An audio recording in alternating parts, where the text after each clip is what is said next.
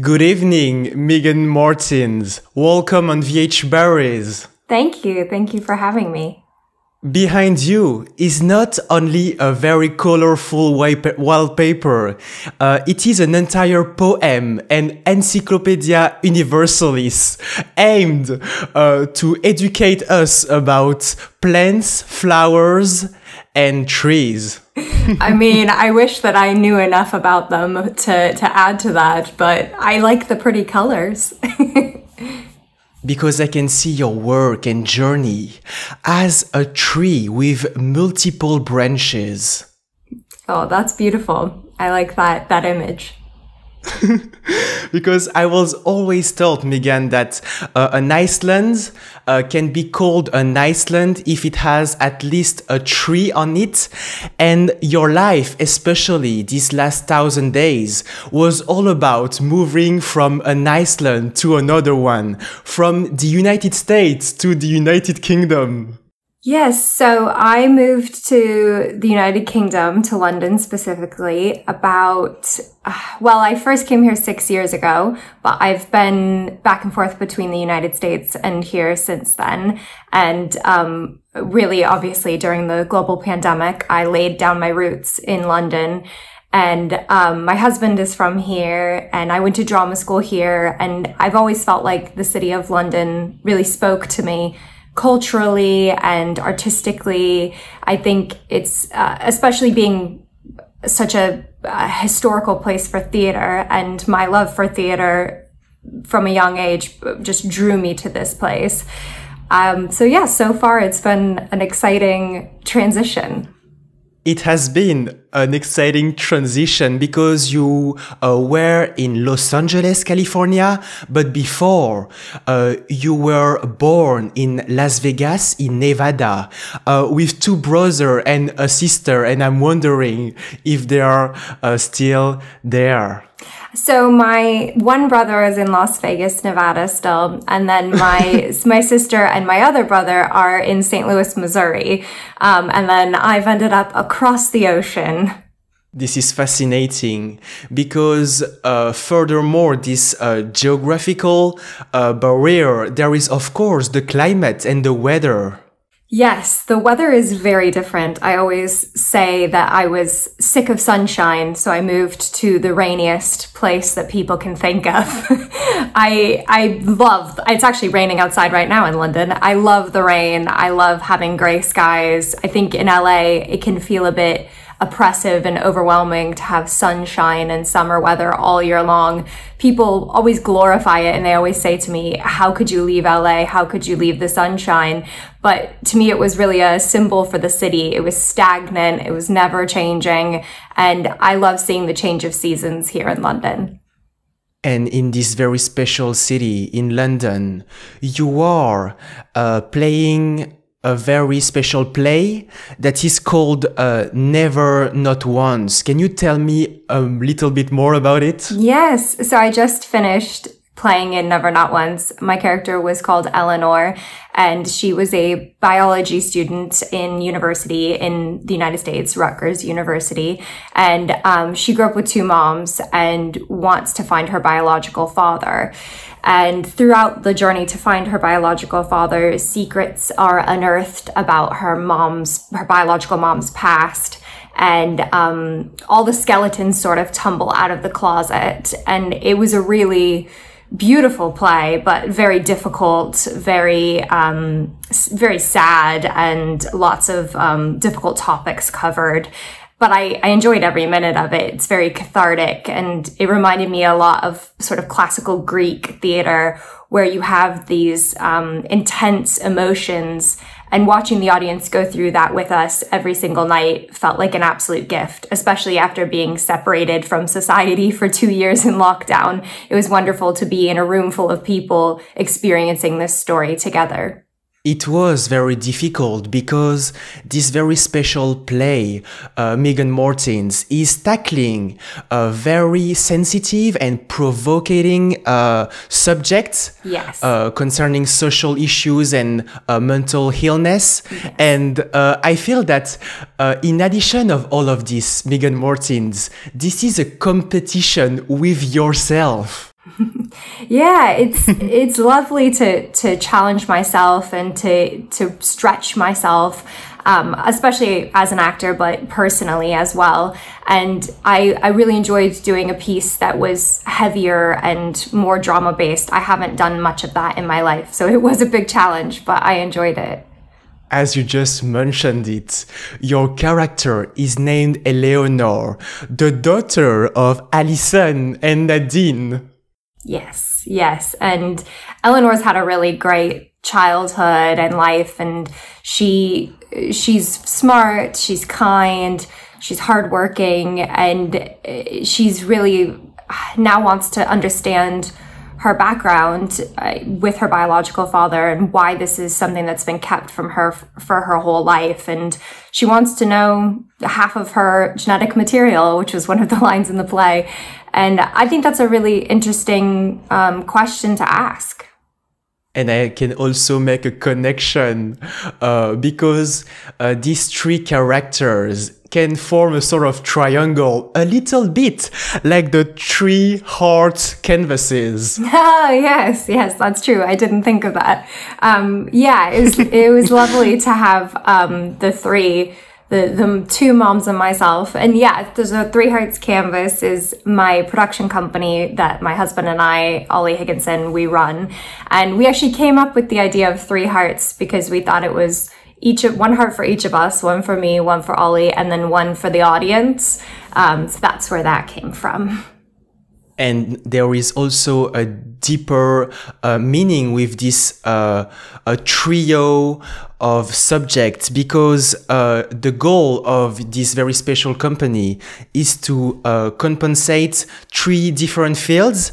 We have film, music, and very obviously theater. Yes, yeah, exactly. So the three sort of transites across many forms. But yeah, we hope to continue to pursue work in theater, film, and music.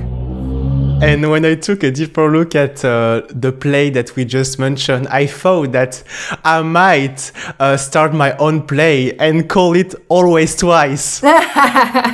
We made a lot of jokes about that during the show. We'd be backstage saying, tonight let's do Always Twice. And through this very special company, I read a lot of the information, and there is some very depressing information. For example, the fact that the theater industry in London itself is producing 50,000 tons of carbon each year. Yeah, so this is something I've become really passionate about, is how to make theater environmentally sustainable. I recently completed a bachelor's degree in anthropology with a concentration in environmental sustainability. And I want to combine that education with my love and passion for theater and producing theater. So we're working on making Three Hearts Canvas a carbon neutral theater company, which is a big goal. I don't know how quickly we'll be able to achieve it, but it's something to work towards. That's very interesting, Meaghan Martin, because I thought before learning about this that theater was the least sectors to produce emissions of carbons, because I'm very curious about your concrete action. For example, I assume you have to do some work with the energy, the lights, and for example, removing the plastics and all of the packing of, for example, the glasses and the food. I don't know if you're offering food during the performances, but this is the areas I was thinking of. Yeah, those are right up there with the most important things to do. Something that is useful with energy usage and light is finding venues that already have their own sustainable light grid. So, for example, there's a theater that we've worked with before called the Arcola Theater in Dalston, and they use solar panels to create all of their energy. So that obviously reduces the amount of carbon produced by a lot. And on top of that, one of the biggest wastes in theater is set building. because you use new materials and then you just throw them away the minute the show is over. So we're working on using recyclable materials and then making sure that they have a home after the production ends, be that with another production or be that people taking set pieces home. We didn't produce Never Not Once, the show that I was in recently. Another production company did, but a great example of reusing the set is we had a sofa as part of the set for the show, and the director actually took it home and it's in her living room now. So that's a great way to recycle theater pieces. You mean that this sofa is now in the home of Catherine Farmer? Yes, it is. And I totally agree because Meaghan, Amanda, Flora, Gilbert, and Adrian are all very ecological because we're all humans. So you're actually having a very good impact on the planet. That's true. That's a great way to look at it.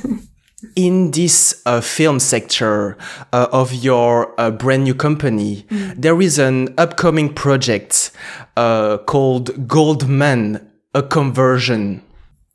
Yes, so that is mostly my husband's project. He has written it himself. It's a short film, and there's not too much to say on it at the moment because we're still in the pre-production stages, but we hope to film that this year for ideally a 2023 release.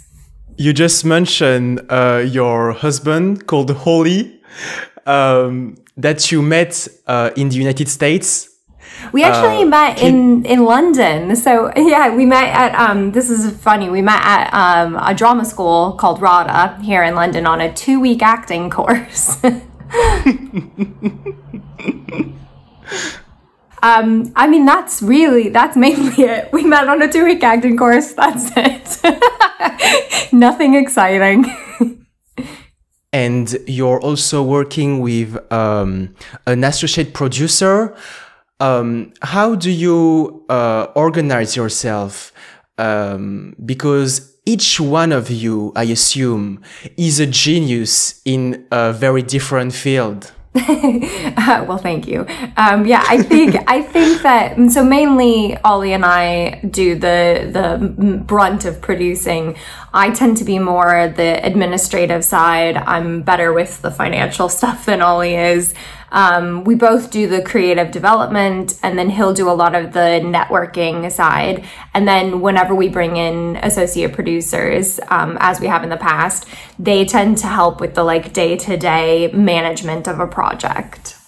And we are now around 2 or 3 years after the launch of this company. How do you see the evolution and the progress?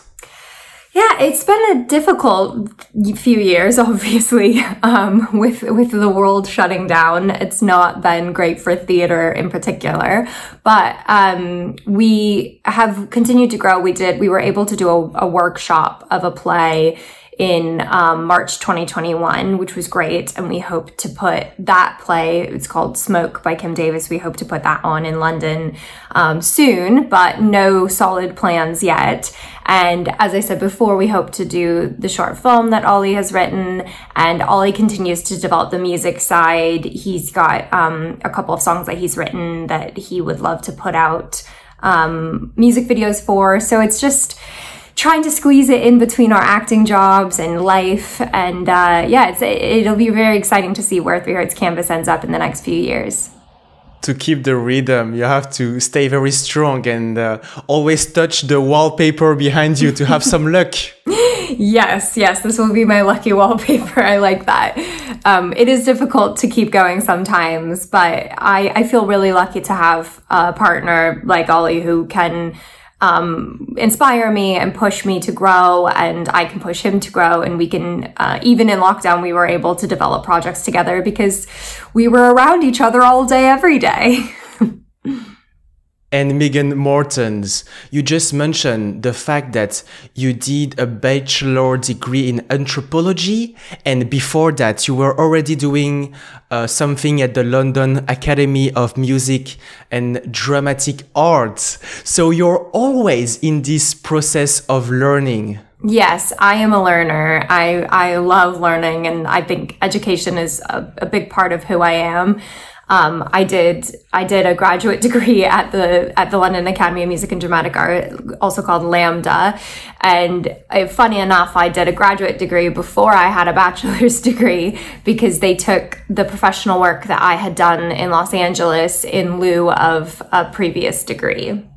I am sure that some of the other students were surprised to see you and maybe recognized you from some Disney Channel show. Yes, it was a bit surprising, but then everyone was really supportive and wonderful when I explained that although I had been working in film and television for a while, I wanted to hone my craft as an actor, and I always felt like in order to be a proper stage actor, I needed to do drama school training, because in drama school training you learn vocal technique, you learn a lot about the physicality of being an actor, and you just get this chance to grow and explore in a way that you don't get to in a professional setting.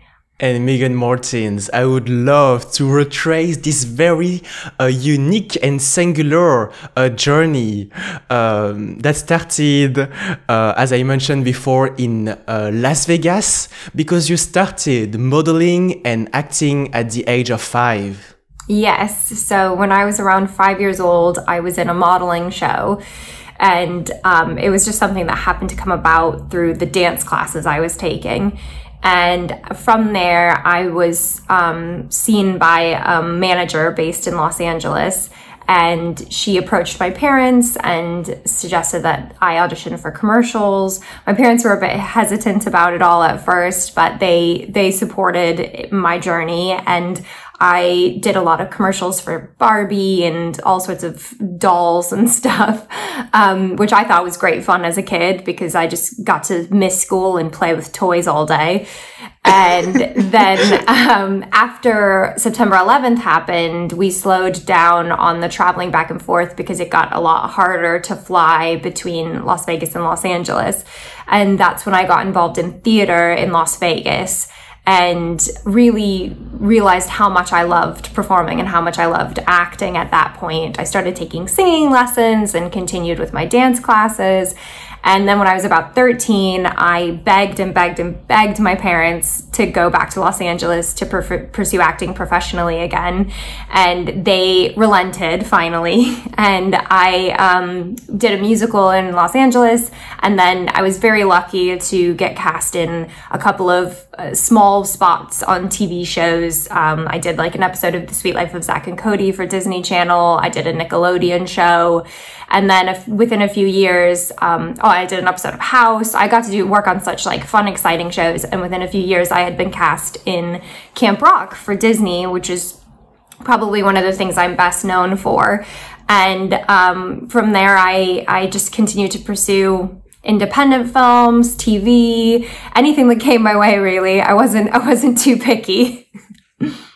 This is very ironic because at the start you were happy to miss school and now you're back into it. Yeah, that is ironic. I think that tells you how little you know yourself as a child, right? But you're such a fantastic speaker because you just told me that you convinced your entire family to move. Well, I only convinced my mom. My family stayed in Las Vegas, and my mom and I would go back and forth. Bless my mom. She's a very brave, kind, giving woman, and she traveled back and forth with me many, many times on the drive between Las Vegas and Los Angeles. We've probably done that drive about 300 times in our lives. I'm sure that this is not a one-way trip to London because you're still making auditions and working on some projects that are based in the United States. For example, I don't know if this is specifically the case, but you did some voiceover for some video games in the skin of a character called Namine. Yes, I've been very fortunate to play Namine for, oh gosh, I don't even know how long now. Probably about 10 years, maybe even more than 10 years. And it's amazing because I played her. I actually voiced the most recent game that I did here in London. I went into a studio in London and everyone jumped on the call from Los Angeles and from wherever else in the world everyone was based. And that was a very cool experience. I love doing video game work. Meaghan Martin, I'm very curious about these experiences because as this is only an audio and voice work, I assume that you just have to, for example, join the closest Disney audio studio in the UK to record everything? Yeah, so it wasn't even a Disney studio. They just picked a studio that they knew in central London. It was a very nice, great studio in an area called Soho. And I just showed up there and we all got in the booth and, well, I'm the only one that got in the booth. I got in the booth and we recorded. And I heard and saw a lot of footage about this very special character. To be honest, I didn't knew about the video game or the series very well, but I saw that it was a very funny crossover because it has some very particular character of the Disney universe. Yes, so I don't know that much about it because I'm not a gamer myself, so I only know from an actor point of view, but I do know that it's a combination of Final Fantasy characters and Disney characters, which seems really cool to me. Maybe I should become a gamer. And Meaghan Martin, when I'm talking to you, I feel that you are at the right place at the right time and that you are really enjoying every single day. I am. That's beautiful. And I think that's true. I think it's been a crazy journey all over the place. It's taken me to places I never thought I would go. And I think if you told me that I would be living in London 15 years ago, I wouldn't believe you. I'd be like, what? Why? But I know that I am where I need to be. And I feel so lucky to be a part of a theater community here in London that has accepted me with open arms and to be establishing roots in a place that I feel like I belong. You belong in London also. And how do you see those three branches of your company and yourself in the next upcoming years? Well, I think that the next step for me, I'm going to be filming an independent film here in London in the end of this month. I unfortunately can't say anything about it because it's not been publicly released yet. But I think that a next branch for me will be focusing on film and television here in London now that I've been able to dip my toes in theater a bit, hopefully carry on with theater, carry on with producing. I would like to pursue writing, maybe plays or films in the future, and just sort of ride the wave and see where it takes me. That's fantastic, Meaghan Martin. And please, if you have some ideas and you want to write them somewhere, you can write them everywhere except on the wall behind you. Oh no, I won't. I will preserve this wall forever. It's my lucky wall now.